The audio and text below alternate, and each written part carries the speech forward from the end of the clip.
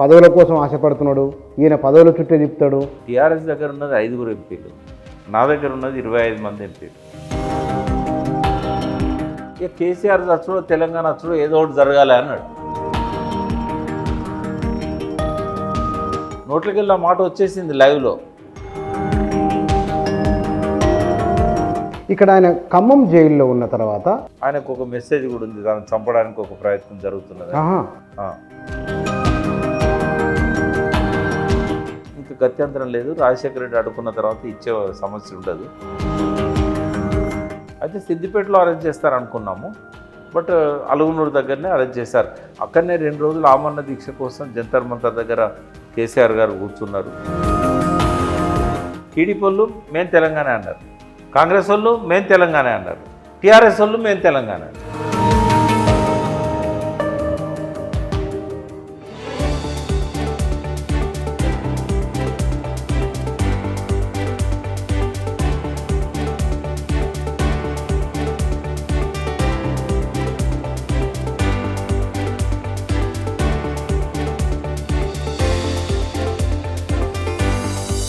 నమస్తే. తెలంగాణ చరిత్రను మలుపు తిప్పిన రోజు నవంబరు 29. నవంబర్ 29 ముందు ఆ తర్వాత తెలంగాణ చరిత్ర ఎట్లా మారింది, మార్చింది ఎవరు, ఆ మార్పు వెనుకున్న కారణాలేమిటి, నవంబర్ 29ని టీఆర్ఎస్ ఒక్కటి మాత్రమే ఎందుకు భుజాలపై ఎత్తుకోవాల్సి వచ్చింది, యావత్ తెలంగాణ సమాజం వ్యక్తులుగా, వ్యవస్థలుగా, సంస్థలుగా ఓన్ చేసుకున్నట్లు కనిపించట్లేదు ఎందుకు, వీటికి సంబంధించిన విషయాలు మాట్లాడదాం. మన దగ్గర చారిత్రక, సామాజిక, రాజకీయ రంగాల విశ్లేషకులు, చరిత్రకారులు వి ప్రకాష్ గారు మన దగ్గర వారితో మాట్లాడదాం. సార్ నమస్కారం. నమస్తే కూర్చోన్న. తెలంగాణ ఉద్యమ చరిత్రను అందులో భాగమైన మిమ్మల్ని వేరు చేసి చూడలేదు. అతి కొద్ది మందిలో మీరు 1-2 పేర్లు మీరున్నారు. నవంబర్ 29 ఇవాళ టీఆర్ఎస్ మాత్రమే నిర్వహించాలని బలంగా ప్రయత్నాలు జరుగుతున్నాయి. మిగతా తెలంగాణ సమాజం ఎందుకు ఒక రోజులో ఒక రోజుగా భావించే స్థితి వచ్చింది, ఏమిటి కారణం? ముందుగా మనము చరిత్రను విస్మరించిన తరానికి భవిష్యత్తును నిర్మించే అవకాశం ఉండదు.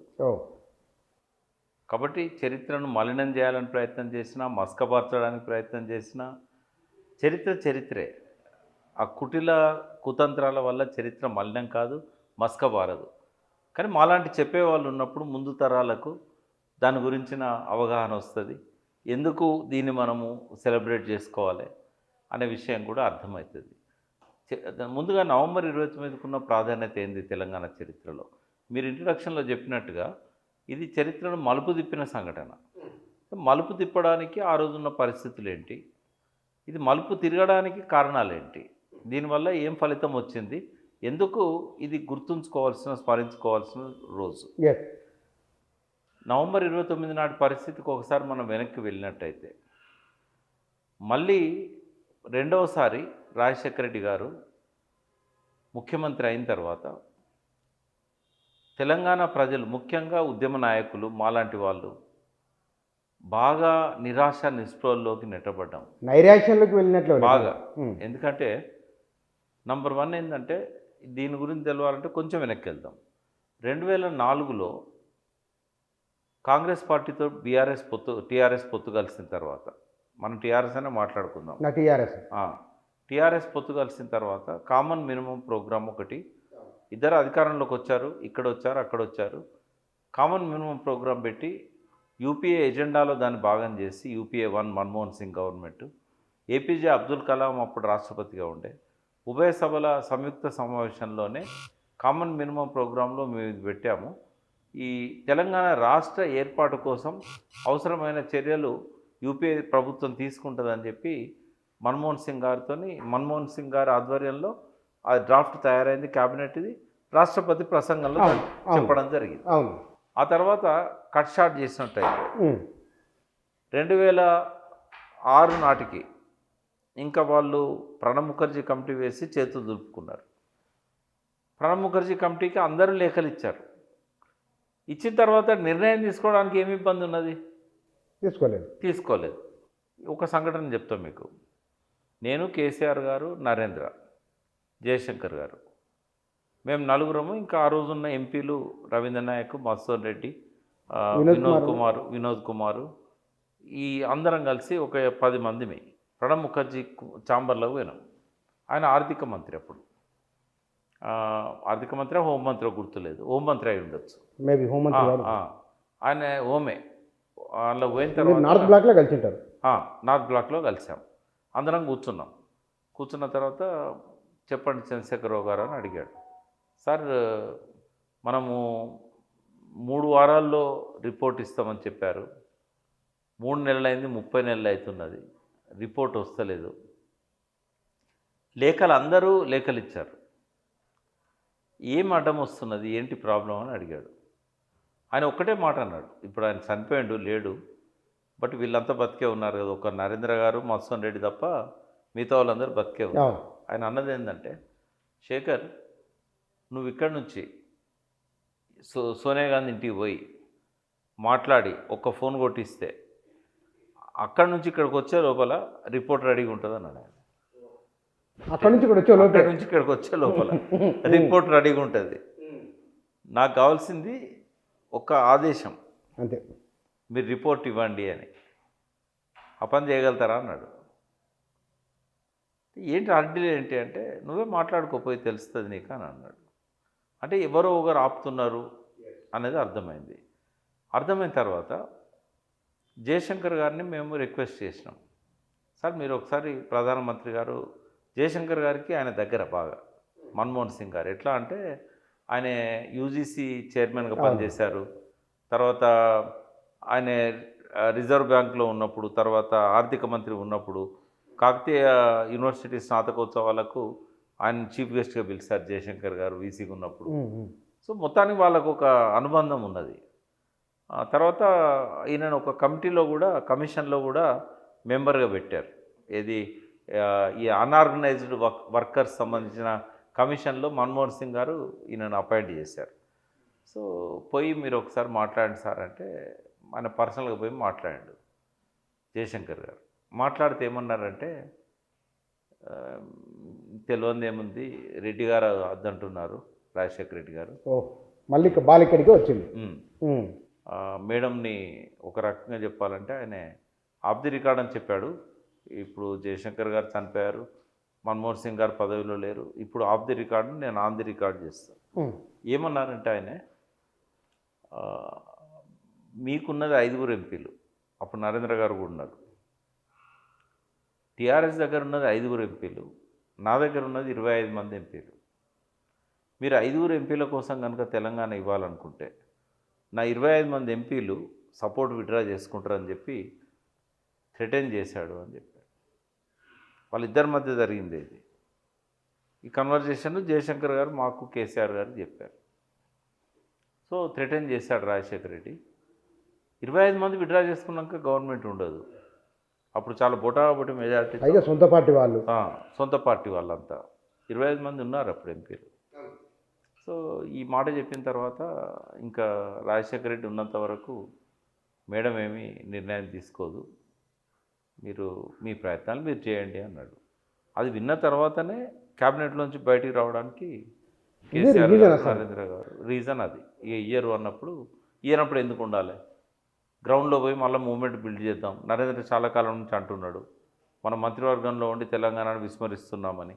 అదే ఆరోపణ ఇక్కడ ప్రజా ఫ్రంట్ వీళ్ళంతా పెట్టారు. అప్పుడు ఏమన్నారంటే, ఇంకో మాట మీకు గుర్తునే ఉంటుంది, పదవుల కోసం ఆశపడుతున్నాడు, ఈయన పదవుల చుట్టే తిప్పుతాడు, ఇప్పుడు బయటికి ఎందుకు వచ్చినట్టే తిట్టి ఉన్నారు కాబట్టి ఇంకో కొత్త స్ట్రాటజీ అని అన్నారు కదా. దీనికి కేసీఆర్ ఏమన్నారు ఇవన్నీ? కేసీఆర్ ఏంటంటే, మనం ఒక స్ట్రాటజీ ప్రకారం పోతున్నాము, మనం ఎట్లనే చేసి తెలంగాణను విడగొట్టుకోవాలంటే లాబింగ్ అనేది చాలా అవసరము. యూపీఏలో కామన్ మినిమం ప్రోగ్రాంలో పెట్టినప్పుడు ప్రణబ్ ముఖర్జీకి అందరు లెటర్లు ఇచ్చినప్పుడు అన్ని పార్టీలు కూడా అనుకూలంగా, అప్పుడు ఎవరో అనుకూలంగా ఇవ్వకుండా వ్యతిరేకంగా మాట్లాడినాయి 2 పార్టీలు, ఒక టీడీపీ, రెండవది ములాయం సింగ్, అది కూడా చంద్రబాబు నాయుడు ఇన్ఫ్లుయెన్స్ వల్ల. సిపిఎం కూడా ఏమన్నదంటే, తెలంగాణ ఇవ్వడం ఒకటే పరిష్కారమా, మరేదైనా ప్రత్యామ్నాయం ఉన్నదా ఆలోచించండి అన్నది తప్ప తెలంగాణ ఇవ్వద్దని ఏచూరి సీతారాం కానీ అప్పుడున్న ప్రకాష్ కారత్ కానీ చెప్పలేదు. వాళ్ళు ఇచ్చిన లెటర్లోనే, రిప్లైలోనే ఇది ఒకటే ఆల్టర్నేటివా, ఇంకా వేరే ఏమన్నా పరిష్కారాలనే చూడమని అన్నారు.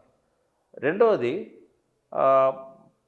ఇంకొక పార్టీ బీజేపీ బీజేపీ ఏమన్నదంటే మీరు బిల్లు పెట్టండి, వాళ్ళు అవుట్ రైట్ ఉన్నారు. మీరు బిల్లు పెట్టండి, మేము సమర్థిస్తామని చెప్పారు. రిటర్న్ గీయలేదు వాళ్ళు, బట్ ఓవరాల్గా చెప్పేశారు, మీడియాలో కూడా చెప్పారు. ఆర్ఎస్ఎస్ కూడా క్లియర్ డిసిషన్ తీసుకున్నది. కేవలం 2 పార్టీలు తప్ప ఏ పార్టీ వ్యతిరేకించలేదు 36 పార్టీలలో. మరి అటువంటిప్పుడు ఎందుకు ఆలస్యం చేస్తున్నారనే దాని మీద మన్మోహన్ సింగ్ ఎప్పుడైతే ఇది చెప్పాడో కేసీఆర్ గారు, అయితే ఇక్కడ ఏం జరుగుతున్నదంటే ప్రజా ఫ్రంట్ అని ఏర్పడ్డది. ఇప్పుడు బెల్లయ్య నాయక్ కానీ ప్రజా ఫ్రంట్ 2010-11లో కదా? కాదు, అప్పుడు ఒకటి ఏర్పడ్డది 2006లో. 2006లో ఇప్పుడు గద్దర్కు విమలకు మధ్యలో స్ప్లిట్ వచ్చి ఇద్దరు ఒకటే వేదిక మీద ఇక్కడ నీలోఫర్ హాస్పిటల్ దగ్గర మారుతి గార్డెన్లో మీటింగ్ అయిన రోజు ఇద్దరు విడిపోయింది అక్కడే. 2010-11 కూడా ఒకసారి ప్రయత్నం జరిగింది, 2006లో కూడా జరిగింది. ఈ బెల్లయ్య నాయక్ లాంటి వాళ్ళు, కొండ లక్ష్మణ్ బాపూజీ, అవునవును కరెక్ట్, అప్పుడు కేశవరావు జాదవ్ వాళ్ళు చేశారు, వీళ్ళందరూ చేశారు కదా. కరెక్ట్. అప్పుడు ఏం చేశారంటే కేసీఆర్ని టార్గెట్ చేశారు. నరేంద్ర గారు ప్రెజర్ తెచ్చారు కేసీఆర్ మీద, మనల్ని తిడుతున్నారు, మన గ్రౌండ్ లేకుండా పోయింది, మంత్రి పదవులకు ఆశపడరని తిడుతున్నారు అని బాగా వ్యతిరేకత వచ్చింది. 2-3 సార్లు రిజైన్ చేయాలనుకున్నాడు కేసీఆర్, మా ఒత్తిడితో కూడా ఆగిపోవాల్సి వచ్చింది. ఇట్లా జరుగుతూ వచ్చింది. జరిగిన తర్వాత ఇంకా గత్యంతరం లేదు, రాజశేఖర రెడ్డి అడుక్కున్న తర్వాత ఇచ్చే సమస్య ఉండదు, గవర్నమెంట్ మైనార్టీలో పడిపోద్దనే భయం పట్టుకున్నది వాళ్ళకు, పోరాటంలోకి వెళ్ళిపోదామని చెప్పి రిజైన్ చేసి వచ్చారు. ఇక ఆ తర్వాత ఏం జరిగింది, యూపీఏ ఇవ్వదు అనేది డిసైడ్ అయిపోయింది. అక్కడనే 2 రోజులు ఆమరణ దీక్ష కోసం జంతర్ మంతర్ దగ్గర కేసీఆర్ గారు కూర్చున్నారు. అప్పటికానే రాజీనామాలు కూడా యాక్సెప్ట్ కాలే. ఇది ఆగస్టులో 2006 ఆగస్టు. ఇంకప్పటికీ వాళ్ళిద్దరూ నరేంద్ర అండ్ కేసీఆర్ రాజీనామా చేసి 48 అవర్స్ అయినా కూడా యాక్సెప్ట్ చేయలే. బట్ ఒక క్యాబినెట్ మంత్రిగా, కేంద్ర క్యాబినెట్ మంత్రిగా ఆమరణ దీక్ష 2 రోజులు చేసిన చరిత్ర కేసీఆర్కు దక్కింది. పార్లమెంట్లో రెజల్యూషన్ చేశారు కేసీఆర్ గారిని దీక్ష విరమింపజేయమని. శరద్ పవార్ గారు వచ్చి జ్యూస్ ఇచ్చి విడ్రా చేయించాడు. మేము ఉన్నాం కదా, మేము చూసుకుంటాం, ఇప్పటికీ నువ్వు కేంద్ర మంత్రిగానే ఉన్నావు కాబట్టి మంత్రి రాజీనామా యాక్సెప్ట్ చేసే దాకానైనా నువ్వు దీక్ష విరమించు అని చెప్తే, ఎందుకంటే కేంద్ర క్యాబినెట్లో ఉండి దీక్ష చేయడం బాగుండదు కదా, స్పీకర్ గారు అప్పీల్ చేశారు అప్పుడు సోమనాథ్ చటర్జీ. సో ఇట్లా జరుగుతూ వచ్చింది. అయితే ఇది జరిగిన తర్వాత ఏమైంది, ఎలక్షన్స్ వచ్చినాయి. ఎలక్షన్స్ వచ్చినప్పుడు యూపీఏ నుంచి రాజీనామా చేశాడు కాబట్టి కాంగ్రెస్తో లేడీగా ప్రత్యామ్నాయంగా టీడీపీ ఒక తీర్మానం చేయడంతో 5 మెంబర్స్ కమిటీ వేసి, అప్పటికి దేవేందర్ గౌడ్ బయటకు వచ్చాడు ఆ కమిటీలోకి వెళ్ళి, ఎర్రంనాయుడు ఆధ్వర్యంలో ఉండే. అప్పుడు ఏంటంటే తెలంగాణ ఇవ్వాల్సిందే అని 5 కమిటీ తీర్మానం చేసింది. ఆ 5 కమిటీలో ఉత్తరాంధ్ర, రాయలసీమ, కోస్తాంధ్ర, తెలంగాణ ప్రతినిధులు ఉన్నారు టీడీపీ. విజయదశమి రోజు 2008 విజయదశమి రోజు, అంటే దేవేందర్ గౌడ్ పార్టీ పెట్టింది నిజాం కాలేజ్ గ్రౌండ్లో మీటింగ్ అయింది జూలైలో. ఆయన మే నుంచే పార్టీ ఏర్పాట్లలో ఉన్నాడు. తెలుగుదేశం పార్టీకి రిజైన్ చేసింది మే నెలలో. జూలైలో మీటింగ్ పెట్టాడు. చిరంజీవి ఒకరోజు ముందు పెట్టాడు, దేవేందర్ గౌడ్ ఒకరు తర్వాత పెట్టాడు. పెట్టిన తర్వాత ఇంకా తెలుగుదేశానికి గత్యంతరం లేని పరిస్థితి ఏర్పడ్డది. ఆ విజయదశమి అక్టోబర్లో, విజయదశమి రోజు టీడీపీ తీర్మానం చేసింది తెలంగాణ రాష్ట్ర ఏర్పాటుకు మద్దతు అని. చేసిన తర్వాత టీడీపీ పొత్తు పెట్టుకున్నది టీఆర్ఎస్తో. ఎన్నికల్లో 2009 ఎన్నికలప్పుడు అంతకంటే 6 నెలల ముందే కదా తీర్మానం చేసింది తెలంగాణకు అనుకూలంగా. ప్రణబ్ ముఖర్జీ కమిటీకి మళ్ళీ లెటర్ ఇచ్చారు. కడియం శ్రీహరి గారు పోయి, మా ఇంతకుముందున్న స్టాండును మేము మార్చుకుంటున్నాం, మేము తెలంగాణకు అనుకూలం. అయినా కూడా వాళ్ళు ఎలక్షన్ల ముందు నిర్ణయం తీసుకోలేదు. రిపోర్ట్ రాలే. ఇక ఈరోజు వరకు కూడా ప్రణబ్ ముఖర్జీ కమిటీ రిపోర్ట్ రాలేదు, కోల్డ్ స్టోరేజ్లో పోయింది అది. ఆ తర్వాత ఏమైంది, ఇది నేపథ్యం. టీడీపీతో పొత్తు టీఆర్ఎస్కి ఎందుకు పొత్తు కలిసిండ్లు, ప్రో తెలంగాణ ఓట్లు చీలిపోవద్దు. అంతకుముందు జరిగిన బై ఎలక్షన్లో 2008లో ఒక బై ఎలక్షన్ జరిగింది. అంటే ఎమ్మెల్యేలు అందరినీ రిజైన్ చేయించిండు, ఎంపీలు అందరినీ రిజైన్ చేయించిండు. పొత్తు పోతే ఏ పొత్తు లేకుండా టీఆర్ఎస్ పోటీ పోయింది. తెలంగాణ నినాదం మీద, తెలంగాణ వాదం మీద పోయింది. పోతే ఏమైంది, 16 మంది ఎమ్మెల్యేలల్లో 9 మంది ఓడిపోయిండ్రు, 2 ఎంపీలు ఓడిపోయిండ్రు. బిగ్ సెట్ బ్యాక్ అది, బిగ్ సెట్ బ్యాక్. ఒక వినోద్ను కేసీఆర్ గెలిచారు. నరేంద్ర అప్పటికి రిజైన్ చేయలేదు. ఆయన ఆయన పార్టీలో లేడు, పార్టీ నుంచి సస్పెండ్ చేశారు. సో చేయబడ్డాడు. ఇంకా మిగిలింది ఎవరు? మోహన్ రెడ్డి, రవీంద్ర నాయక్. వాళ్ళిద్దరు ఓడిపోయారు. రవీంద్ర నాయక్ ఓడిపోయాడు, మోహన్ రెడ్డి ఓడిపోయాడు. అప్పుడే దయాకర్ రావు గెలిచింది రవీంద్ర నాయక్ మీద, జనరల్ సీట్ అది. సో అట్లా 9 నెలల ముందే బై ఎలక్షన్ అయింది. ఈ తెలంగాణ ఓట్లు చీలిపోయింది. ఎట్లా అంటే టీడీపీ వాళ్ళు మేము తెలంగాణ అన్నారు, కాంగ్రెస్ వాళ్ళు మేము తెలంగాణ అన్నారు, టీఆర్ఎస్ వాళ్ళు మేము తెలంగాణ అన్నారు. ముగ్గురు మధ్య చీలిపోయినాయి. ఓటు స్ప్లిట్ భారీగా జరిగింది. ఇదే స్ప్లిట్ మళ్ళీ వస్తుందని చెప్పి కేసీఆర్ ఏం చేసిండు, భయంతో బద్ధశత్రు అయినా కూడా టీడీపీతో కలిసి. ఇది కారణం, వేరే ఉద్దేశం కాదు, ఓట్లు జిల్లొద్దని. కానీ సింక్ కాలే. ఎందుకు అంగీకరించలే? చంద్రబాబు ఏమనుకున్నాడంటే నాకు ఎట్లాగో మెజారిటీ వస్తున్నది, మహాకూటమి ఏర్పడ్డది, సిపిఐ మనతో ఉంది, మనమే అధికారంలోకి వస్తున్నాం, ఈ టీఆర్ఎస్ వాళ్ళు ఉంటే ఎంత లేకుంటే ఎంత అని చెప్పి బాగా వీక్ అయిపోయింది టీఆర్ఎస్. ఒక పక్క దేవేంద్ర గౌడ్ కూడా స్ప్లిట్ చేస్తున్నాడు ప్రజారాజ్యం. సామాజిక తెలంగాణ అని ప్రజారాజ్యం కూడా పిలిపించింది. సిరిసిల్ల పోయిన తర్వాత చిరంజీవి మాట్లాడాడు. కాబట్టి ఇక మనం గెలుస్తున్నాం. ఓవర్ కాన్ఫిడెన్స్తో పోయి బీఫామ్లు ఇచ్చిండు అందరికి. పొత్తు సింక్ కాలే. బలైంది ఎవరు అంటే కేసీఆర్. 10 సీట్లే వచ్చినాయి. ఇంక అప్పుడున్న పరిస్థితి ఏంది, రాజశేఖర రెడ్డి మళ్ళీ తనంతట తను కాంగ్రెస్ను అధికారంలోకి తీసుకొచ్చాడు. వీళ్ళ బలహీనత ఒకటి ఆయనకు అది బలంగా మారింది. చంద్రబాబు మొత్తం కలిపితే తెలంగాణలో 39 సీట్లేమో వచ్చినాయి, ఆంధ్రలో కొన్ని సీట్లు వచ్చినాయి. అప్పుడు తెలంగాణలో కాంగ్రెస్ కూడా ఎక్కువ వచ్చినాయి. ఎక్కువ సీట్లు కాంగ్రెస్కి వచ్చినాయి. అయితే ఈ పరిస్థితుల్లో ఇంకా అసలు ఓడిపోయాను, 10 సీట్లకు పరిమితం అయిపోయాను. అంతకుముందు బై ఎలక్షన్లో 16 మంది పోటీ చేస్తే 9 మంది ఓడిపోయాను. తెలంగాణ వాదన పల్సన్ అయిపోయింది. దాన్ని స్ప్లిట్ చేసిన దేవేంద్ర గౌడ్, చిరంజీవి వాళ్ళకు కూడా ఏం రాలేదు. దేవేంద్ర గౌడ్ అన్ని దిక్కులు ఓడిపోయాడు, 2 దిక్కుల పోటీ చేసి. చిరంజీవికి వచ్చిన 18 సీట్లను కాంగ్రెస్లో కలిపేసిండు. అప్పటికే ఆ ప్రయత్నాలు మొదలైనవి. ఏం చేయాలి? ఆయన కూడా 2 సీట్లు వచ్చినాయి తెలంగాణలో. ఇది ఆర్మూరు, బాల్కొండ. అనిల్ను ఇప్పుడు మహేశ్వర్ రెడ్డి ఇద్దరు గెలిచారు. అది కూడా ఒక దగ్గరనే, ఆ పక్కపక్క కాన్స్టిట్యున్సీ, ఉత్తర తెలంగాణ, ఉమ్మడి ఆదిలాబాద్ అంతే. సో ఇక పూర్తిగా తెలంగాణ వాదన చతికిల పడ్డది. మళ్ళీ రాజశేఖర రెడ్డి అధికారంలోకి వచ్చే వరకు అందరికీ ఆశలు నీరు గారిపోయినాయి. ఆ టైంలో యాక్సిడెంట్ జరిగి రాజశేఖర రెడ్డి చనిపోయాడు. రాజశేఖర రెడ్డి చనిపోయిన తర్వాత మళ్ళీ ఒక ఆశ తెలంగాణ వాదులలో చిగురించింది. మరి దీన్ని ఎట్లా పోలరైజ్ చేయాలి? సెప్టెంబర్ 2 నాడు 2009 సెప్టెంబర్ 2 నాడు హెలికాప్టర్ ప్రమాదంలో ఆయన అంతర్ధానమైండు. 3 నాడు చనిపోయినట్టుగా డిక్లేర్ చేశారు. బాడీ దొరికింది. నవంబర్ 29 మన దీక్ష దివస్. ఈ సెప్టెంబర్ నుంచి నవంబర్ 29 వరకు ఏం జరిగింది అది కీలకం. సెప్టెంబర్ 3 నుంచి నవంబర్ 29 మధ్యలో అక్టోబర్ నెల ఒకటి, ఆ నెల చివరికి వచ్చింది. ఈ 2 నెలల్లో చాలా పరిణామాలు జరిగినాయి.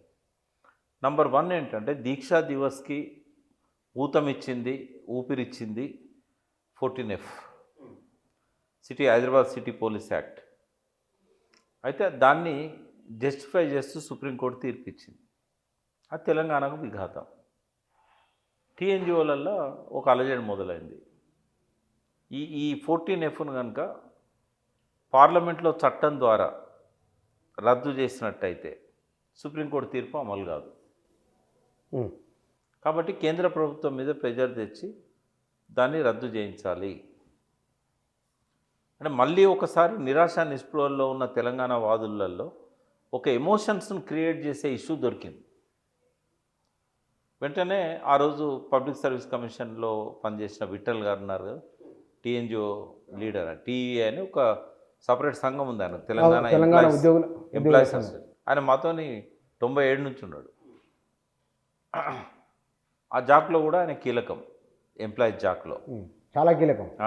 ఆయన ఏం చేశాడు, అప్పుడు అదివరకున్న జాక్ వేరు, ఆ టీ జాక్ కాదు, అది వేరే జాక్, తెలంగాణ ఎంప్లాయీస్ జాక్. అది 2006లో స్వామిగౌడ్, దేవిప్రసాద్, విఠలు వీళ్ళందరి ఆధ్వర్యంలో ఏర్పడ్డది. అప్పుడున్న సుధాకర్ టీఎన్జిఓ ప్రెసిడెంట్. అయితే ఆయన ఏం చేశాడంటే కేసీఆర్ని కలిసి, అన్న ఇట్లా మాకు చాలా నష్టం అవుతుంది, హైదరాబాద్ పోలీస్ యాక్ట్ అది 14Fను తీసుకొచ్చి అది జస్టిఫై చేసింది సుప్రీంకోర్టు.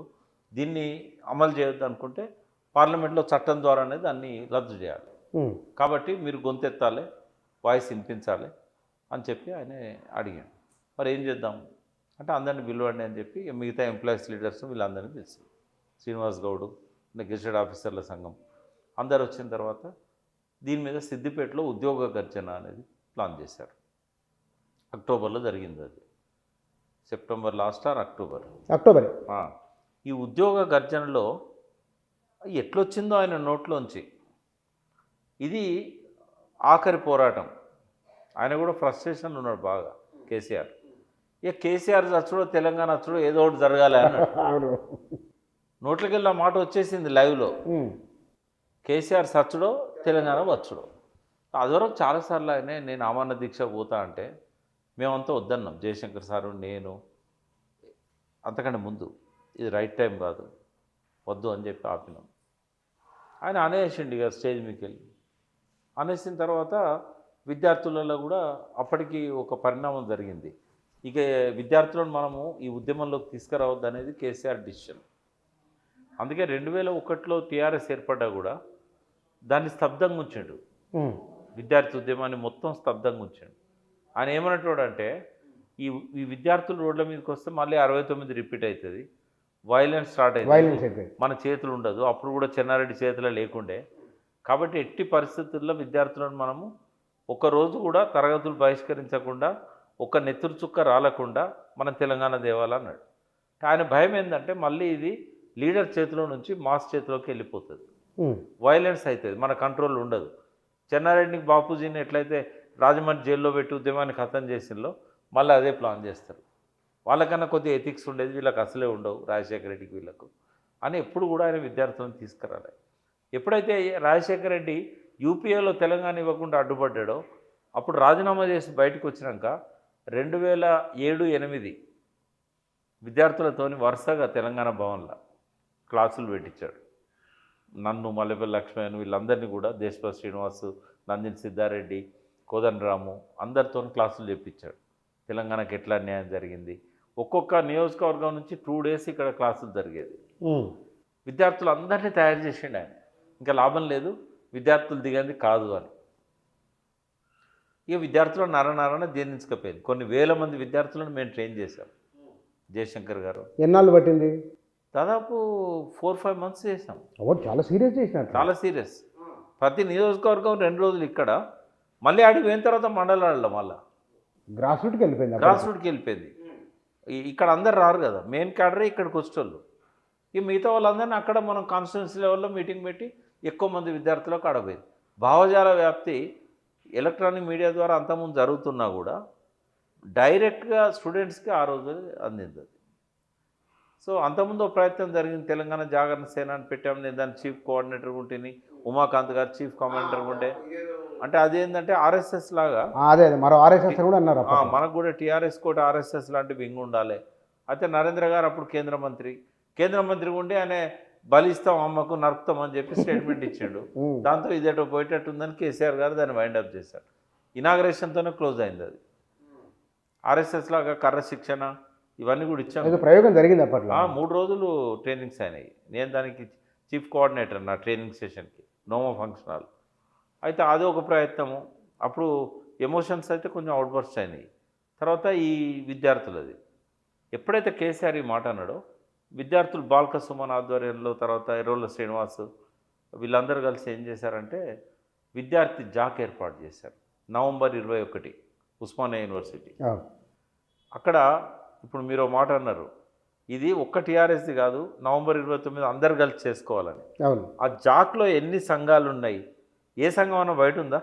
అన్ని సంఘాలు కలిసినాయి. అంబేద్కర్ సంఘాలు, దళిత్ సంఘాలు, రాజారాం యాదవ్ వీళ్ళు ఎవరు టీఆర్ఎస్ కాదు. టీఆర్ఎస్ ఎవరు? ఓన్లీ బాలకృష్ణ, గాదర్ కిషోర్, ఆ రోజు ఉన్న ఎర్రోళ్ళ శ్రీనివాస్ వీళ్ళే కదా, ముగ్గురే. ఇప్పుడున్న గెల్లి శ్రీనివాస్ వీళ్ళే. ఆ జాక్లో ప్రతి ఒక్క విద్యార్థి సంఘం వచ్చింది. పిడమర్తి రవి లాంటి వాళ్ళు ఎమర్జ్ అయిన జాక్తో. ఆ జాక్ ఆధ్వర్యంలో ఎప్పుడైతే ఏర్పడ్డదో దాని వెనకాల నో డౌట్ కేసీఆర్ గారే ఉన్నారు. 100%. 100% ఉన్నారు. వాళ్ళని పిలిపించుకోవడం, మాట్లాడడం, అన్నీ చేయడం. సో నవంబర్ 29 నాడు అనౌన్స్ చేశారు. ఈ లోపల ఆయన చాలా ప్రయత్నం చేశాడు. ఎంప్లాయీస్ని ఎంప్లాయీస్ జాక్లో ఉన్న వాళ్ళను, స్వామి గౌడ్ను నిరాహార దీక్ష చేస్తే ఏం జరుగుతుంది, దానికి మీరు ఎట్లా రియాక్ట్ కావాలి అంటే స్క్రీన్ ప్లే మొత్తం నవంబర్ 29 తర్వాత ఏం జరగబోతుంది అనేది ముందే స్క్రీన్ ప్లే మొత్తం రెడీ చేసుకొని, ఒక 2 నెలల ముందా లేదు 10-15 రోజుల ముందే, ఎంప్లాయీస్ మీటింగ్ అయినాక, ఉద్యోగ గర్జన అయిన తర్వాత, ఓకే అక్టోబర్లో కేసీఆర్ గారు ఎట్లా ప్లాన్ చేస్తారంటే, నన్ను అరెస్ట్ చేస్తారు, చేస్తే నేనేం చేయాలి, లేదు నిరాహార దీక్ష పర్మిట్ చేస్తారు, ఎంతకాలం చేయాలి, దానికి అనుబంధంగా పబ్లిక్లో ఏం జరగాలి, విధ్వంసం సృష్టించాల్సి వస్తే ఏ మేరకు సృష్టించాలి, ఈ మెటిక్యులస్గా ప్లాన్ చేశాడు ఆయన. ఆయన ఎక్స్పెక్ట్ చేసిందే. అయితే సిద్దిపేటలో అరెస్ట్ చేస్తారనుకున్నాము, బట్ అలుగునూరు దగ్గరనే అరెస్ట్ చేశారు. నవంబర్ 29 నాడు పొద్దున్నే తీగలగుట్టపల్లిలో ఉన్న టీఆర్ఎస్ ఆఫీస్ నుంచి కేసీఆర్ గారు, జయశంకర్ గారు, కెప్టెన్ లక్ష్మీకాంతారావు గారు, విజయరామారావు గారు, కనబైన రాజయ్య యాదవ్ వీళ్ళందరూ కూడా బయలుదేరారు వెహికల్స్లలో కరీంనగర్ నుంచి. వెన్యూ ఎక్కడ? రంగదామపల్లి, సిద్దిపేట రంగదామపల్లి. ఆడ పెద్ద అమరవీరుల స్తూపం ఉంది ఇప్పుడు రోడ్డు మీద. ఇటు వరంగల్ పోయే రోడ్ ఉంటుంది, హుస్నాబాద్ మీకు వెళ్ళి, ఇటు హైవే ఉంటుంది. ఆడ ఓపెన్ ఏరియా ఉండే. హరీష్ గారు అక్కడ అన్ని ఏర్పాట్లు చేశారు. ఆయన అక్కడే ఉన్నాడు, హరీష్ రావు గారు. ఆడ అలుగునూరు దగ్గర ఆ బ్రిడ్జ్ దిగంగానే పోలీసులు అందరూ వచ్చి అరెస్ట్ చేసి కేసీఆర్నేమో నేరుగా డైరెక్ట్ తీసుకెళ్లారు. జయశంకర్ గారిని అక్కడ దించారు, కెప్టెన్ లక్ష్మీకాంతారావు గారిని, వీళ్ళని. అయితే వాళ్ళు పోలే, వాళ్ళంతా కేసీఆర్ గారితో వేరే వెహికల్లో ఫాలో అయ్యారు. జయశంకర్ గారు మాత్రం అక్కడ ఆయనను వేరే వెహికల్లో తీసుకొచ్చి వరంగల్లో దించారు. పెద్ద మనిషి ఆయనను అరెస్ట్ చేస్తే బాగుండదు అనుకొని పోలీసులు కూడా ఆయన దించేసింది. సో వీళ్ళందరినీ జైలుకు తీసుకుపోయారు, ఖమ్మం జైలు మేజిస్ట్రేట్ దగ్గర ప్రొడ్యూస్ చేసి ఖమ్మం జైల్లో పెట్టారు. ఆ టైంలో ఏం చేయాలనేది మరి ఎట్లా ముందు తీసుకెళ్ళాలి దీన్ని. ఇక్కడనేమో హరీష్ రావు గారు స్టేజ్ మీద పెట్రోల్ పోసుకోవడం, ఇట్లా కొద్దిగా ఒక హై డ్రామా క్రియేట్ అయింది అక్కడ.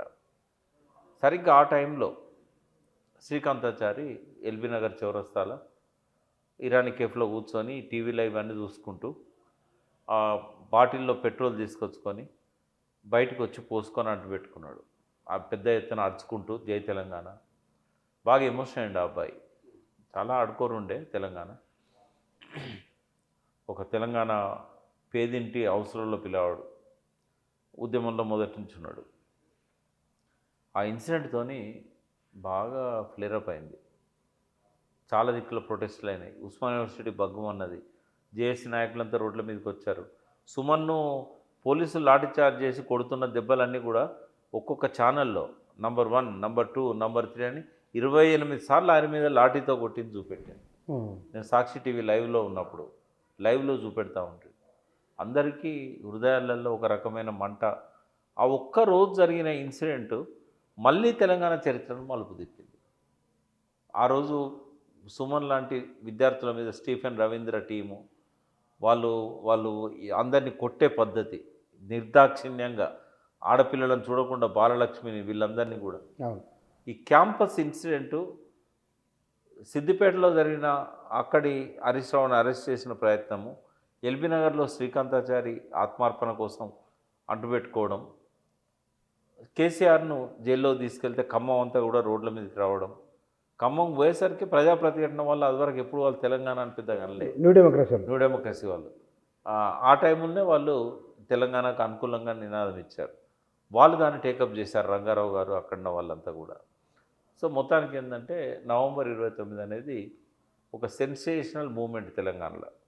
అన్ని దిక్కులు కూడా ఆ రోజు మీడియా అంతా కూడా న్యూస్ ప్రసారం చేస్తూ వచ్చింది. ఈ స్తబ్దతగా ఉన్న తెలంగాణ ఒక్కసారి బగ్గుమన్నది. ఇంకా నిరాహార దీక్షను ఆయన కంటిన్యూ చేస్తూ పోయాడు. ఇక అదొక ప్రహసనం. మళ్ళీ ఏంటంటే 2 డేస్ కాగానే ఆయన హాస్పిటల్లో అడ్మిట్ చేశారు. టాబ్లెట్ వేసి మంచిళ్ళు అని చెప్పి జ్యూస్ ఇచ్చారు. ఆయన పాపం ఇట్లా పడుకొని ఆ టాబ్లెట్ వేసుకొని ఇట్లా గ్లాస్ తీసుకొని తాగిండు. పేపర్లో ఫోటోలు వచ్చినాయి. కేసీఆర్ అన్నది ఏంటంటే, మేము కూడా అడిగిన తర్వాత, గోలు ఇచ్చినాక నీళ్ళు ఇస్తారు కదా, నేను నీళ్ళు అనుకొని నేను తాగిన తప్ప జ్యూస్ అనుకొని తాగలేదు అన్నాడు. ఇట్లా సిప్ చేసిండు ఆయన, వెంటనే తెలిసిపోయింది, ఇచ్చేసిండు. ఓ ప్రయత్నం జరిగింది ఆయన నిరాహార దీక్షను ఆపడానికి. విజువల్స్ అన్ని ఈనాడులో పెద్ద ఫోటో వేసిండు, విజువల్స్ గ్లాస్ ఒకటి చూసి ఇమీడియట్ టెలికాస్ట్ చేశారు. వేసిండు విజువల్స్ అన్ని టెలికాస్ట్ చేశారు. నేను కూడా ఎన్టీవీ లైవ్లో ఉన్నారు ఆ రోజు.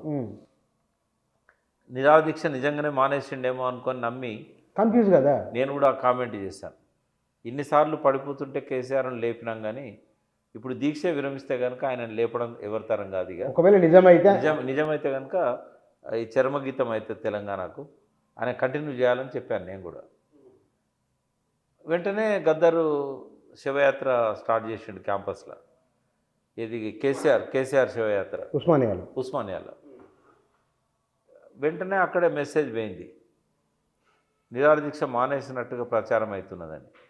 లేదు నేను మానేయను, నేను కంటిన్యూ చేస్తాను, హాస్పిటల్లో కంటిన్యూ చేస్తా, అవసరమైతే జైల్లో కంటిన్యూ చేస్తా, మీరు మెసేజ్ ఇవ్వండి అందరికీ అని చెప్పి అక్కడ ఉన్న ప్రెస్ను పిలిచి కేసీఆర్ చెప్పేసి, కేసీఆర్ తరఫున విజయరామారావు వీళ్ళంతా చెప్పారు, హరీష్ రావు ఉండే వీళ్ళంతా ఉండే. సో మళ్ళీ ఒక 1 అవర్ లోపలనే రివైవ్ అయింది నిరాహార దీక్ష. ఇక అక్కడి నుంచి నిమ్స్ తీసుకొచ్చేదాకా అనేక సంఘటనలు జరిగినాయి. మళ్ళీ ఫ్లేరప్ అయిన ఇష్యూ ఏంటంటే కానిస్టేబుల్ కిష్టయ్య ఆత్మహత్య. ఇక్కడ ఆయన ఖమ్మం జైల్లో ఉన్న తర్వాత, ఖమ్మం జైలు 29 నవంబర్ 29 ఒక రాత్రి ఉన్నాడు ఖమ్మం జైల్లో. అలుగునూరు దగ్గర పట్టుకున్నారు, అవును, అరెస్ట్ చేసి ఖమ్మం జైలు తీసుకొని పోయారు. 29 రాత్రి అక్కడ ఉన్నాడు. 30వ తారీఖు నాడు ఎర్లీ అవర్సే మళ్ళీ ఖమ్మం హాస్పిటల్ తీసుకొచ్చారు. ఆ జైలు ఇంకా అప్పటికి నిర్మాణం అవుతున్నది, సరిగా లేదు, ఆడ ఫెసిలిటీస్ లేవు. ఆయన ఏమన్నాడంటే నన్ను హాస్పిటల్లో తీసుకుపోండి, నాకు ఇక్కడ బాగాలేదు అని అంటే హాస్పిటల్ తీసుకొచ్చారు. హాస్పిటల్ తీసుకొచ్చినాక తెల్లవారు సాయంత్రం ఈ ప్రయత్నం జరిగింది.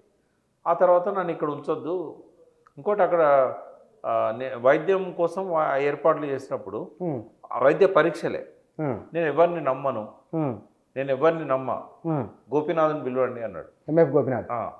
Gopinath TRS one of the co founder, starting నుంచి ఉన్నాడు. కానీ తర్వాత టికెట్ ఇవ్వలేదని 2004లో ఆయన విభేదించి వెళ్ళిపోయాడు. గోపీనాథ్ వచ్చి అక్కడ కొంత మానిటర్ చేశాడు. ఈ సికింద్రాబాద్ గాంధీ హాస్పిటల్ నుంచి కూడా కొందరు డాక్టర్స్ పోయిన్లు. మొత్తానికి ఏంటంటే మీడియా బయట ఉన్నది, జరుగుతున్నది. ఆయనకు ఒక మెసేజ్ కూడా ఉంది, దాన్ని చంపడానికి ఒక ప్రయత్నం జరుగుతున్నది.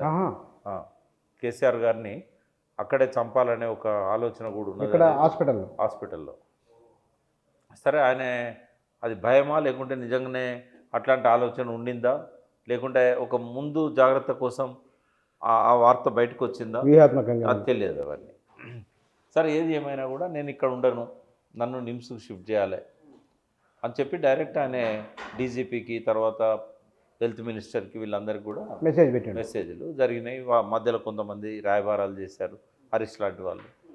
సో మొత్తానికి ఏంటంటే డిసెంబర్ 3వ తేదీన 2వ తేదీన అనుకుంటా ఆయన నిమ్స్ తరలించారు. అక్కడ నుంచి ఇక్కడికి రాజమండ్రి అనే ప్రచారం జరిగింది అప్పట్లో. అంటే అలుగునూరు నుంచి వెహికల్ వరంగల్ దాటిపోతుంటే రాజమండ్రి తీసుకెళ్తారేమో అనేది అనుకున్నారు. అప్పుడు ఏంటంటే ఇదివరకు కొండలక్ష్మణ్ బాపూజీని, చెన్నారెడ్డిని తీసుకెళ్లారు కదా, అదే పద్ధతిలో తీసుకెళ్తారేమో అని భయమైంది. బట్ రోషయ్య గారు ఖమ్మం జైల్లో పెట్టి, ఖమ్మంలో మూమెంట్ లేదు కదా, ఇబ్బంది కాదేమో అని అనుకున్నాడు. కానీ ఖమ్మంలో వీళ్ళంతా న్యూ డెమోక్రసీ వాళ్ళు బాగా చేశారు. కానీ ఇక్కడ నవంబరు 29వ తారీఖు 1952-53 నుంచి మొదలుకుంటే అది 2009 డిసెంబర్ 9వ తారీఖు వరకు ఉన్న చరిత్ర ఒకటి. ఆ తర్వాత మనం చూస్తున్నది అనుకున్నాం, మధ్యలో కొన్ని ఉన్నప్పటి ఘటనలు. ఈ నవంబర్ 29 అనేది ఒక కీలకమైన ఘట్టాన్ని తెలంగాణ సమాజము ఎందుకు ఓనప్ చేసుకోలేదు, ఏమిటి కారణం? ఒక 3-4 కారణాలు ఉన్నాయి. నంబర్ 1 ఏంటంటే కాంగ్రెస్ పార్టీ యూపీఏ ప్రభుత్వం, యూపీఏ 2 తెలంగాణ ఇవ్వదు అనేది స్పష్టమైపోయింది. ఎందుకంటే కామన్ ప్రోగ్రాంలు పెట్టిండే ఎన్ని పార్టీలు లేఖలు ఇచ్చినా కూడా ఆ టర్మ్ అంతా కాలక్షేపం చేశారు తప్ప ఇవ్వలేదు. మొట్టమొదటిసారి కాంగ్రెస్ పార్టీ చరిత్రలో ఆ పార్టీ అత్యున్నత బాడీ అయిన సిడబ్ల్యూసి తెలంగాణ ఇవ్వడానికి నిర్ణయం తీసుకొని చిదంబరంతో ప్రకటన చేయించడానికి మూలము నవంబర్ 29 దీక్ష. ఆ దీక్ష ఆయన కంటిన్యూ చేశాడు డిసెంబర్ 9 దాకా. ఈ లోపల చాలా ప్రయత్నాలు చేశారు. ఫస్ట్ అఖిలపక్షం 6వ తారీఖు నాడు 7వ తారీఖు నాడు డిసెంబర్ 7 డిసెంబర్ 7 నాడు అఖిలపక్షం. అఖిలపక్షం జరిగింది. అవును, అఖిలపక్షంలో అంతకంటే ముందు రోజు వైలెన్స్ అయింది తెలుసుగా నిమ్స్లో. తెలుసు. నిమ్స్ కంటే ముందు రోడ్ల మీద షేక్ అయిపోయి మొత్తం పంజాగుట్ట అదంతా. పంజాగుట్ట అంతా వైలెన్స్, నేను అక్కడే ఉన్నప్పుడు పంజాగుట్ట అంతా వైలెన్స్ జరిగింది. షేక్ అయిపోయాను అంతా. అయిపోయి చంద్రబాబు మీద ఒత్తిడి పెంచాడు.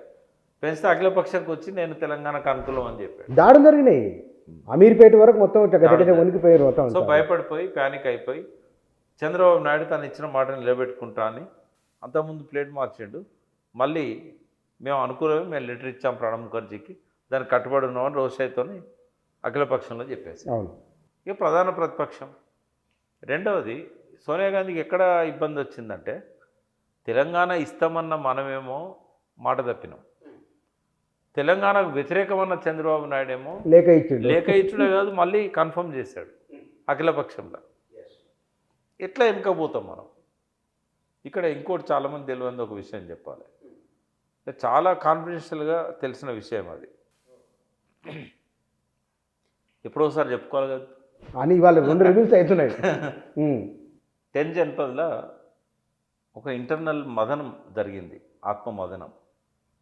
సోనియా గాంధీ చర్చ్ పోయే మహిళ, జీసస్ అంటే బాగా అభిమానం.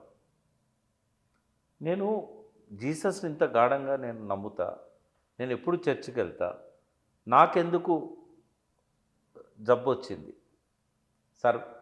సర్వైకల్ క్యాన్సర్, ఇది ఆమెను బాగా వేధించింది. తర్వాత కాలంలో తెలంగాణ రావడానికి దీక్షా దివస్ ఎట్లా కారణమో చెప్తాను. డిసెంబర్ 9 ప్రకటన చేసిన రోజు ఆమె హెల్తీగా ఉంది. 2011లో మిలియన్ మార్చ్ ప్రోగ్రామ్ అనౌన్స్ చేసిన తర్వాత వారం రోజుల ముందు ఆమెకు సర్వైకల్ క్యాన్సర్ అని డిక్లేర్ అయింది. అయితే డిసెంబర్ 9 ప్రకటనను అటకెక్కేయడానికి కారణం ఉంది.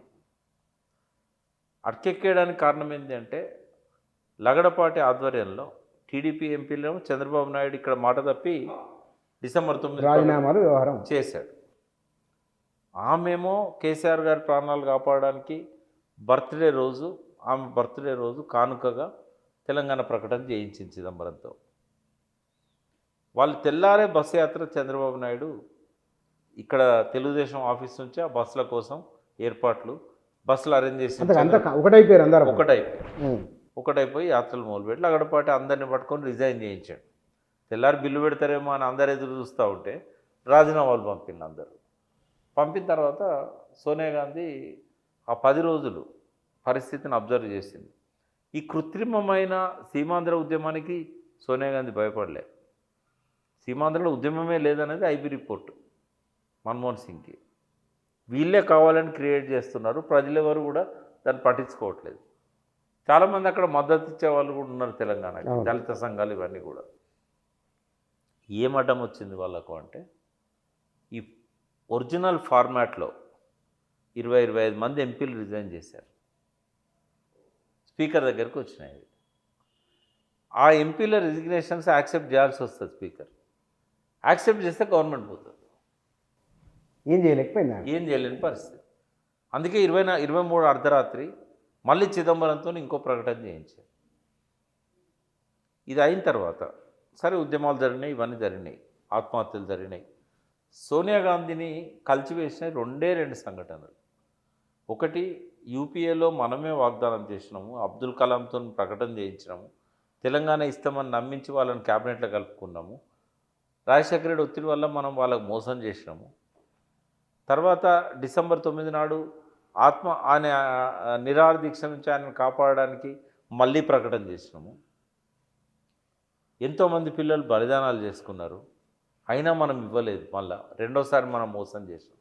శ్రీకృష్ణ కమిటీ అని కాలయాపన చేసినాం. యాదిరెడ్డి లెటర్ ఏదైతే ఉన్నదో అది సోనియా గాంధీని ప్రభావితం చేసింది.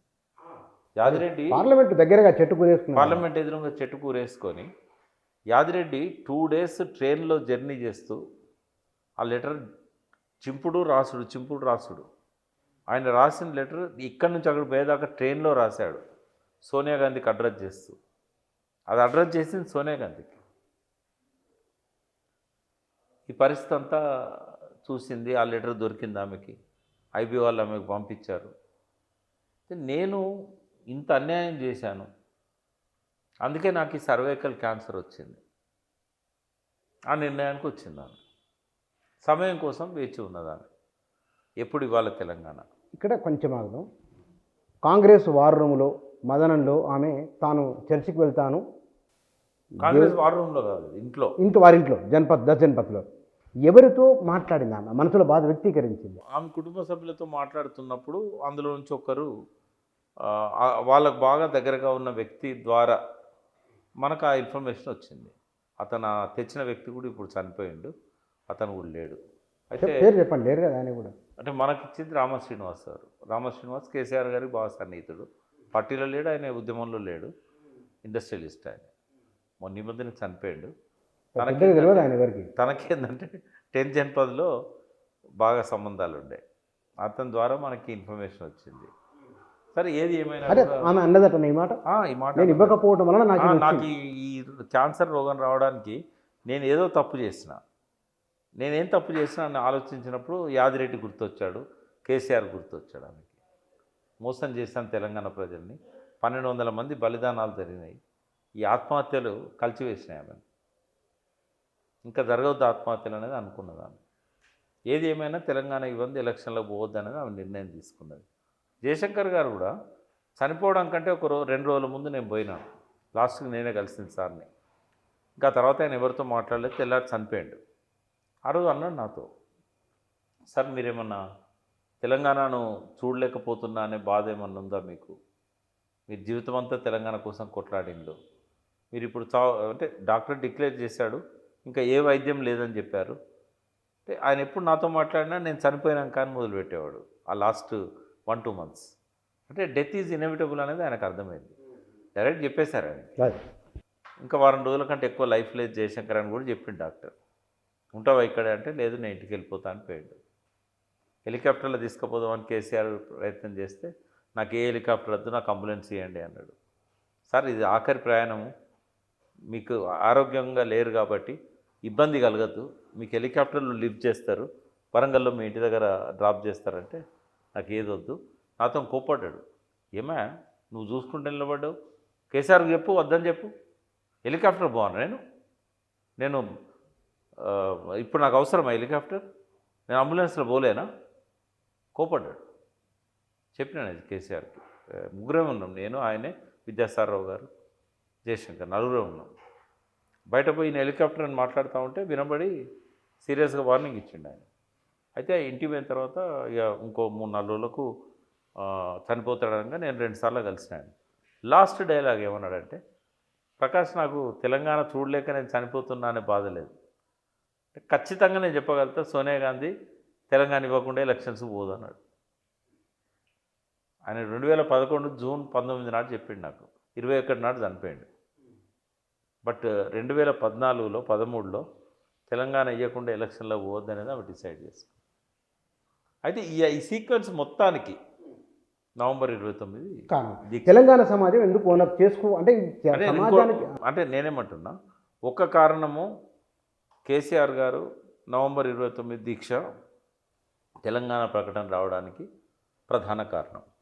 ఆ ఇచ్చిన ప్రకటన నిలబెట్టుకోవడానికి సోనియా గాంధీ ఏం చేసింది అనేది ఇవన్నీ చెప్పాను నేను. సెకండ్ ఏంటంటే, స్తబ్దంగా ఉన్న తెలంగాణను రాజశేఖర రెడ్డి గారు చనిపోయిన తర్వాత ఉద్యమ పదంలోకి మార్చిన సంఘటన అది. విద్యార్థులను కానీ మొత్తం సకల సబ్బండ వర్గాలు నవంబర్ 29 దీక్షా దివస్ అన్ని వర్గాల వాళ్ళు జరుపుకోవాలి, అన్ని పార్టీల వాళ్ళు జరుపుకోవాలి, మొత్తం తెలంగాణ యావత్ తెలంగాణ జరపాలి. అందరు సపోర్ట్ చేశారు. కేసీఆర్ గారు నిమ్స్లో దీక్షలో ఉన్నప్పుడు సబితా ఇంద్రారెడ్డి హోమ్ మినిస్టర్లు అంతా వచ్చారు, ఆయన కలిసి మద్దతు చెప్పారు, విడ్రా చేసుకోమని రిక్వెస్ట్ చేశారు. మీరు బతికి ఉండాలి తెలంగాణ కోసం, మీరు చనిపోతే తెలంగాణ రాదని చెప్పారు, రిక్వెస్ట్ చేశారు. ఆయన అన్నాడు, మీరు నన్ను కాదు రిక్వెస్ట్ చేయాల్సింది, మీరు మీ హైకమాండ్ దగ్గర అంటే అన్ని వర్గాల వాళ్ళు సపోర్ట్ చేశారు. ఇంకొక ఇంపార్టెంట్ రీజన్ ఏంటంటే, కాంగ్రెస్ చరిత్రలో మొదటిసారి నిర్ణయం తీసుకున్నది.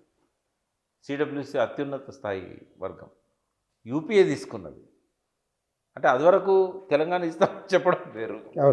సిడబ్ల్యూసి నిర్ణయం తీసుకొని, అంతకుముందేమో యూపీఏలో పెట్టిండ్లు ఇస్తామని అన్నారు. కానీ అత్యున్నత స్థాయి సిడబ్ల్యూసి నిర్ణయం తీసుకొని హోమ్ మినిస్టర్ ద్వారా యూపీఏ నిర్ణయం, అది క్యాబినెట్ డిసిషన్, తెలంగాణ ఇస్తామని చెప్పి ప్రకటన చేయడం, బిల్ పెడతామని. దీనికి దీక్షా దివస్ కారణం. స్తబ్దంగా ఉన్న తెలంగాణను లేపడానికి దీక్షా దివస్ కారణం.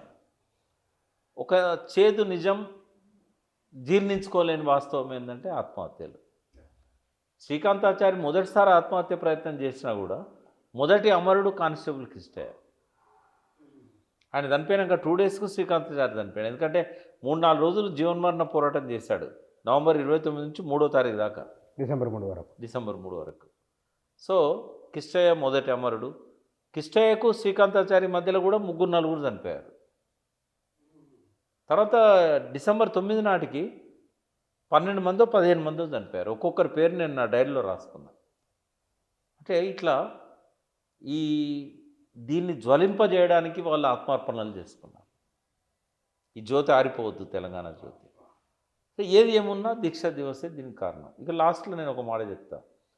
దీక్షా దివస్ అనేది మొదలైంది అంటే ఆ రోజు దీక్ష మొదలైంది ఒక బాధాకరమైన పరిస్థితి. అంటే దీక్షను చేయనీయకపోవడం, అరెస్ట్ చేయడం, విద్యార్థులను హింసించడం, ఒక విధ్వంసాన్ని సృష్టించడం, శ్రీకాంతాచారి అందరి ముందు మంటల్లో కాలిపోవడం, ఇదంతా ఒక బాధాకరమైన పరిస్థితి. కానీ ప్రపంచంలో ఎప్పుడు ఇట్లాంటి సంఘటన రాలేదు. ఒక బాధాకరమైన పరిస్థితిని ఒక పండుగలాగా సెలబ్రేట్ చేసుకోవద్దా అంటే చేసుకోవాలి. ఎందుకంటే నవంబర్ 29 తెలంగాణను తెచ్చిన దానిలో మొదటి మలుపు, అదే కారణం. కానీ ఆ కారణమైన రోజు బాధాకరమైన రోజు, హింసాయుతంగా జరిగిన రోజు, విధ్వంసం జరిగిన రోజు, ఆత్మార్పణలు మొదలైన రోజు. కానీ ఇవాళ మాత్రం దీక్షా దివస్ను సెలబ్రేట్ చేసుకోవాల్సిందే. తెలంగాణ చరిత్రను మలుపు తిప్పింది కాబట్టి. ఎవరికి ఉపయోగం? సరే, పార్టీ సెలబ్రేట్ చేసుకోవడం వల్ల ఇవాళ ప్రతిపక్షంలో ఉన్నది కాబట్టి ఆ పార్టీ క్యాడర్ని అంతా ఉత్తేజపరచడానికి మొదటిసారి టీఆర్ఎస్ 11 ఏళ్ళ తెలంగాణ చరిత్రలో, తెలంగాణ ఆవిర్భవించిన తర్వాత 11 ఏళ్ళ చరిత్రలో మొదటిసారి ప్రతిపక్షంలో ఉన్న రోజు నవంబర్ 29. ఎందుకంటే గత నవంబర్ 29 తెల్లారితే ఎలక్షన్ కాబట్టి అది పెద్దగా తెల్లారి పోలింగ్ కాబట్టి అంతటా కూడా నిషేధాజ్ఞలు ఉండే. ప్రతిపక్షంలో ఉండి మొదటిసారిగా నవంబర్ 29 ఆ పార్టీ తన క్యాడర్ను ఉత్తేజితులను చేసుకోవడానికి, తన చరిత్రను చెప్పుకోవడానికి, కేసీఆర్ చేసిన ఆ త్యాగ నిర్ణయాన్ని చెప్పుకోవడానికి అది వాళ్ళకు ఉపయోగపడుతుంది. బట్ ప్రజలందరికీ ఎందుకు అవసరం? అన్ని పార్టీలకు కానీ అందరికి కానీ. అంటే చరిత్రను మలుపు తిప్పిన ఈ రోజును నేటి తరానికి, రేపటి తరానికి చెప్పాల్సిన అవసరం ఉంది. ఎన్ని త్యాగాలతోని తెలంగాణ వచ్చిందో తెలియాల్సిన అవసరం ఉంది.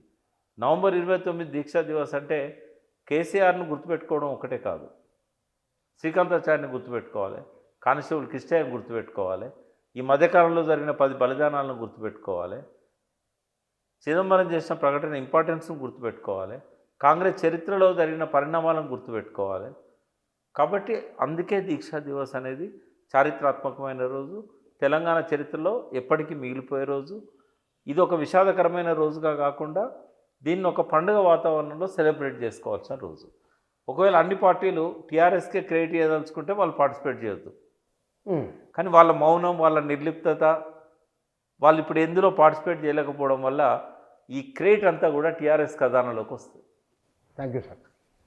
వాస్తవానికి నవంబరు 29 తేదీ మీద, ఎందుకంటే వారికి తెలంగాణ రాష్ట్రం ఏర్పడగానే వందలాది పేజీల ఒక గ్రంథం, 400 పేజీల గ్రంథం ఉంది. అందులో 800 పేజీల గ్రంథం, చాలా పెద్దది. చరిత్ర మీద అంత సమగ్రమైన పుస్తకం ఇటీవలి చరిత్రలో లేదు. పైగా వారు తెలంగాణ ఉద్యమంలో ఉన్నారు, 90ల నుంచి ఉన్నారు. మలదేశ తెలంగాణ ఉద్యమం ప్రారంభం నుంచి ఉన్నారు. ఒక 30 నిమిషాలు మాట్లాడదాం అనుకున్నాం. బహుశా వారు చెప్పే తీరు, ఈ సీక్వెన్స్ చెప్పే పద్ధతి, ఇదంతా వినడానికి ఎక్కడ కూడా బోర్ అనిపించదు. కాబట్టి నేను అరగంట అన్నది గంట వరకు దాదాపు వచ్చినట్టున్నది. నవంబర్ 29 చారిత్రక ప్రాధాన్యత, ఆనాడున్న సామాజిక రాజకీయ పరిస్థితులు, తెలంగాణ సమాజము అప్పుడు ఇప్పుడు రేపు ఎట్లా ఉండాలనేది కూడా ముగింపులో వారు చెప్పిన మాట. Thank you.